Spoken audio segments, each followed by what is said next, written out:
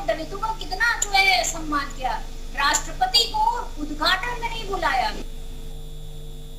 चलिए अब सुन लिया आपने मनीष जी, क्या कुछ कांग्रेस की तरफ से आरोप लगाए गए हैं। सर जवाब लूंगी क्योंकि और भी पार्टियां हैं, उनसे भी सवाल कर लेती हूं, उसके बाद एक बार सबका जवाब दीजिएगा, क्योंकि हर तरफ से ये कहा जा रहा है कि बीजेपी ने अपने 9 साल के शासन में कुछ नहीं किया। और मैं रुख कर रही हूं कीर्ति निधि जी का, क्योंकि समाजवादी पार्टी के अध्यक्ष अखिलेश यादव कहते हैं ये कि जो बीजेपी है वो अब 10 नंबरी हो गई है। इसका मतलब क्या है? 10 नंबरी किस संदर्भ में कह रहे हैं अखिलेश यादव, क्या कहना चाहते हैं सर? देखिए प्रिया जी, भारत की सरकार के 9 साल पूरे होने जा रहे हैं, 10वें वर्ष में प्रवेश कर रहे हैं। और अखिलेश यादव जी ने केवल 10 नंबरी नहीं कहा, कई सवाल भी पूछा, उन सवालों का जिक्र नहीं।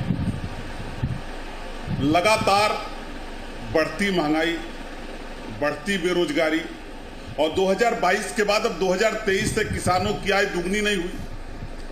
जीएसटी से देश में व्यापारी परेशान।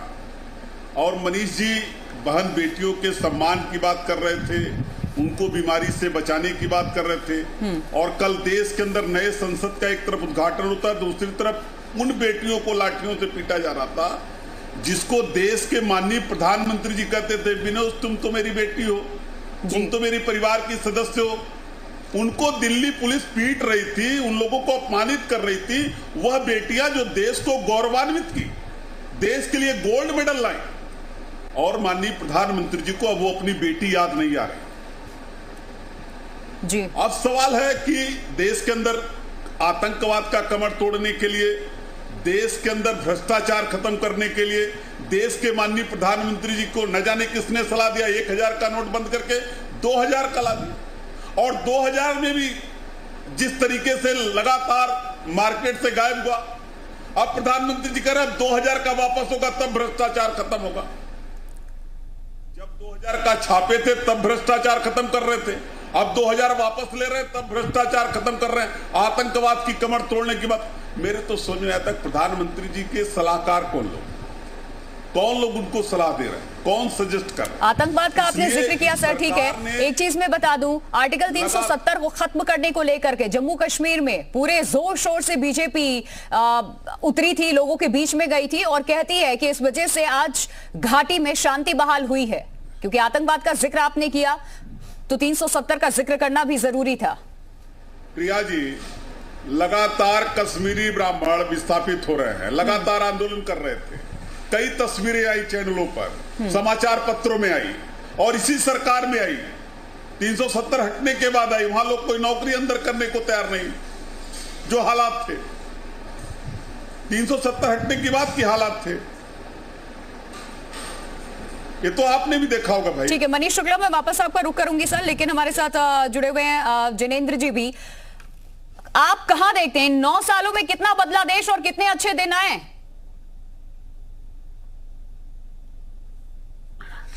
प्रिया जी देखिए, 9 सालों में बहुत कुछ बदला है और कुछ चीजें अभी भी बदलना बाकी है। मैं सरकार की कुछ योजनाएं बताऊंगा जिससे गरीब और हर वर्ग को लगभग लाभ पहुंचा है। जैसे शौचालय, तो शौचालय देखिए आधी आबादी का तो था ही, महिलाओं के लिए तो सुरक्षा का विषय था ही, साथ में पुरुषों के लिए भी ये एक तरह से आप देख सकते हैं कि अच्छी बात है कि आप के घर में बाथरूम बन रहा है।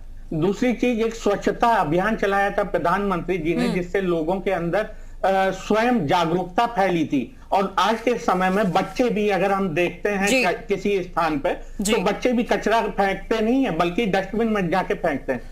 तीसरी चीज मैं बताना चाहूंगा, एक आयुष्मान भारत योजना चलाई है भारत सरकार ने। मैं ये कहता हूं कि हर इंसान को नहीं मिली है, हर गरीब को नहीं मिली है, लेकिन मैं ये जानता हूं कि जितने भी लोगों को मिली है, कम से कम पहले से बेहतर स्थिति में उनका स्वास्थ्य का परीक्षण हो रहा है, उनको कोई बीमारी होती है तो उस आयुष्मान कार्ड के द्वारा उनका इलाज, यानी कि पहले से बेहतर जरूर हुआ है, देश बदला जरूर है। 9 साल में सरकार की उपलब्धियां भी रही हैं जो जनता तक पहुंची है। सर रेलवे का जी जी जी बिल्कुल सर, आगे अभी आपको मौका दूंगी। सुनील कौशिक भी हमारे साथ जुड़े हुए हैं। सुनील जी, मेरा यही सवाल आपसे भी होगा कि किस तरीके से देखते हैं 9 साल के इस सरकार को, बीजेपी सरकार को, मोदी गवर्नमेंट को? नहीं प्रिया, निश्चित तौर से ऐसा नहीं है कि देश में बदलाव नहीं आया है। बदलाव आया है, तमाम मुद्दे हैं। 370 को लेकर के, 35A को लेकर के आप देखा हो, एयर स्ट्राइक को लेकर देखा हो, GST लागू हुई हो, नोटबंदी को लेकर के, बनारस में महाकरोड़ को लेकर के, अयोध्या के मंदिर को लेकर के, ऐसा नहीं है कि निश्चित तौर से देश में बदलाव आया है। लेकिन दूसरी तरफ ये भी देखना पड़ेगा कि बेरोजगारी बढ़ी है देश में 2014 की अपेक्षा, क्या आमदनी बढ़ी है, क्या कर्जा बढ़ा है इस देश पर। 2014 से 2023 की बात करेंगे 3 गुना कर्जा हो गया। यदि महंगाई की बात करेंगे तो एक परिवार का ना खर्चा था 2014 में, 2023 में 3 गुना हो गया। यदि कर्जे की बात करेंगे प्रति व्यक्ति तो कहाँ 43,000 के आसपास था, 1,09,000 हो गया प्रति व्यक्ति कर्जा। तो केवल पीठ थपथपाए का बीजेपी की सरकार, तो ये नहीं हो सकता है। बहुत सारे अच्छे काम किए भी हैं, लेकिन देश को जहां आपने धकेला भी है। 3 गुना 9 साल में कर्जा इस देश पे, ये मायने रखता है। दूसरी बात आप देखें तो बेरोजगारी को लेकर के आपने तमाम बातें कही थी। 2 करोड़ रोजगार को लेकर के कहा था, ठीक है 2 करोड़ रोजगार नहीं दे पाए और दे भी नहीं सकते थे। लेकिन निश्चित तौर से आप देखिए कोरोना काल में जिन लोगों ने रोजगार खोया वो रोजगार आप वापस भी नहीं करा पाए। या 2014 की बात करें या 2019 की बात करें और 2023 की बात करें तो 8% बेरोजगारी दर है इस देश की। जब आप आए तो 3.4 बेरोजगारी दर थी। इन पर कौन देखेगा? 2013 में जब आप लड़ रहे थे चुनाव कांग्रेस के खिलाफ, तो वही मुद्दे वही सवाल आपने किए थे, तो जो आज कांग्रेस आपके साथ खड़ा कर रही है। जिन समाधान के लिए आपको केंद्र में लाया गया था वो समाधान आपने जनता से जुड़े नहीं किए, तो इनकी महत्ता कैसे पड़ेगी? 100 स्मार्ट सिटी की आप बात कर लीजिए, बजट को लेकर के बात कर लीजिए। उत्तर प्रदेश की बात करेंगे 3 लाख करोड़ के आसपास बजट खर्च नहीं हुआ। केंद्र सरकार की बात करेंगे 40% बजट खर्च नहीं हुआ। कौन उत्तरदायी है? ब्यूरोक्रेसी के लोगों पे आप कार्रवाई कब करेंगे? नोटबंदी जैसे अभियान को बैंक के कर्मचारियों ने 30% 40% पे बदला, आपने उनको चिन्हित किया। नोटबंदी के समय इस देश में 15.5 लाख करोड़। मनीष शुक्ला जी, कुछ उपलब्धियां आपने गिनवाई हैं, तो कुछ खामियां इस सरकार की भी रही है, इस चीज को एक्सेप्ट करते हैं। और 2 बड़ी बातें सर, इंटरनेशनल मंच पे जब भी हम जाते हैं जिक्र होता है तो चीन का मुद्दा विपक्ष की तरफ से उठाया जाता है, जो गलवान में हुआ। इसके अलावा घाटी में चाहे 35A हो या फिर 370 हो, इसको सीधे तौर पे फेल बताया जाता है कि यहां डील करने में सरकार फेल रही है। देखिए प्रिया जी, अच्छा होगा कि हर सवाल के बाद मुझसे एक बार अगर अवसर देंगे तो पूरा जवाब आ जाएगा। मैं भी प्रयास करता हूं। देखिए, समाजवादी पार्टी ने एक इशू उठाया कि आतंकवाद।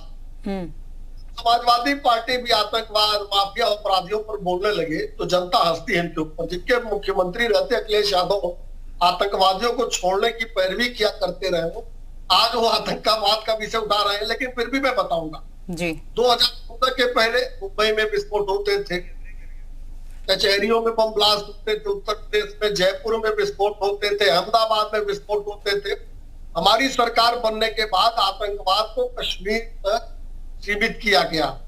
वहां भी 370 हटाए जाने के पश्चात, 35A हटने के पश्चात आतंकवाद की घटनाओं में अभूतपूर्व कमी दर्ज की गई। यही नहीं, अब पत्थर लिए हुए हाथ नहीं दिखते। अगर कोई व्यक्ति कोई भी उग्रवादी पत्थर उठाता है तो उसके साथ वो सलूक होता है जो कानूनी रूप से होना आवश्यक था, जो कांग्रेस के समय में नहीं होता था, तुष्टीकरण के नाते नहीं होता था।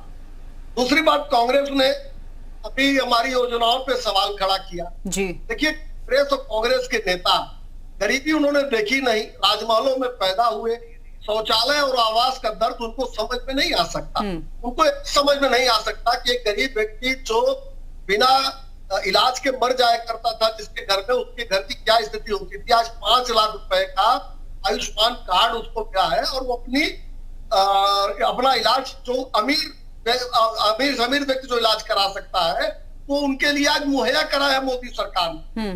पढ़ाई के क्षेत्र में अगर आप देखेंगे तो 641 मेडिकल कॉलेज थे 2014 के पहले।